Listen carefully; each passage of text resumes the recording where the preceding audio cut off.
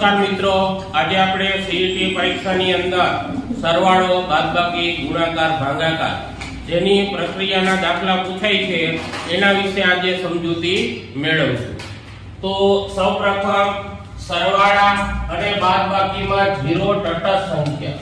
તટસ્થ સંખ્યા એટલે શું કે જેમાં કોઈ પણ સંખ્યામાં તમે 0 ઉમેરો કે 0 બાદ કરો તો એ સંખ્યામાં કાંઈ ફેર પડે નહીં. તમે 1 કરોડ લ્યો, 1 અબજ લ્યો કે ગમે તે લ્યો તો એ જવાબ જે સંખ્યા છે એ જ સંખ્યા આવે.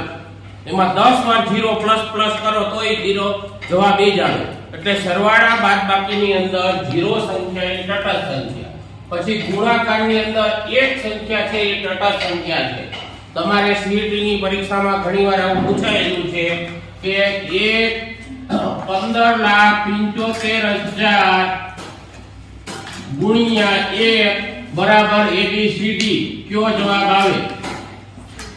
ચાલો, અથવા એમ પૂછે કે ગુણ્યા 1 બરાબર તો ખાલી જગ્યા 15,75,000 ગુણ્યા 1 તો એનો જવાબ કેટલો આવે? તમને જો આ લીટી એક લીટી ખબર હોય કે એક એ તટસ્થ સંખ્યા છે તો એક જ સેકન્ડમાં આ પ્રશ્નનો તમે જવાબ આપી શકો. આ બધા જ સંખ્યા તટસ્થ સંખ્યા છે તો આ જ એનો જવાબ આવે. 15,75,000 ઈ જ એનો જવાબ. એમાં ક્યાંય ગુણાકાર કરવા બેસાય નહીં.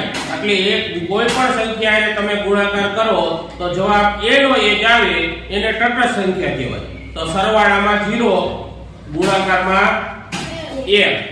તો ચાલો હવે ભાગાકારમાં કોઈ પણ સંખ્યાનો ભાગાકાર કરીએ તો ઈ સંખ્યા જે હોય તેને ભાજ્ય, ઉપર જે જવાબ આવે તેને ભાગફળ અને 0 જે છેલ્લે જવાબ આવે ઈ શેષ. અને શેષ 0 આવે તો જ તમારો દાખલો સાચો પડે. અથવા પછી જે સંખ્યા છે એ ભાજક. બરાબરની નિશાનીની ડાબી બાજુ જમણી બાજુ ફેરવવાનો નિયમ છે. જો સરવાળામાં હોય તો બાદબાકીમાં, બાદબાકીમાં હોય તો સરવાળા, અને ગુણાકારમાં હોય તો ભાગાકારમાં, અને ભાગાકારમાં હોય તો ગુણાકારમાં. એટલે બરાબરની નિશાની હોય એની ઓલી બાજુ ફેરવીએ કે ત્યાંથી આ બાજુ ફેરવીએ ત્યારે એ નિયમ લાગુ પડશે. એટલે આ નિયમ હું તમને વધારે જ્યારે ઉદાહરણ સમજાવીશ એમાં હું તમને આ નિયમ વધારે સમજણ આપીશ.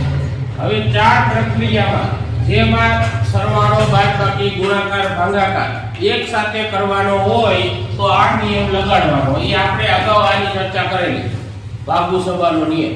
આપણે જ્યારે ઓલા દાખલા ગણાવ્યા હતા ત્યારે મેં તમને આ નિયમ સમજાવ્યો. હવે ગુણાકાર તો ઉપર ગુણ્ય, ગુણન અને જે જવાબ આવે એ ગુણનફળ.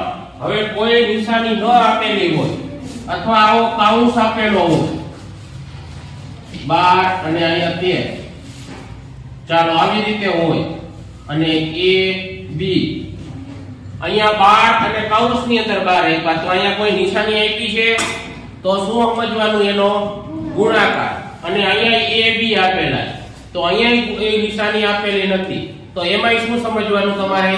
ગુણાકાર. જ્યારે કોઈ નિશાની ન આપેલી હોય તો એમાં તમારે ગુણાકાર સમજવાનો છે.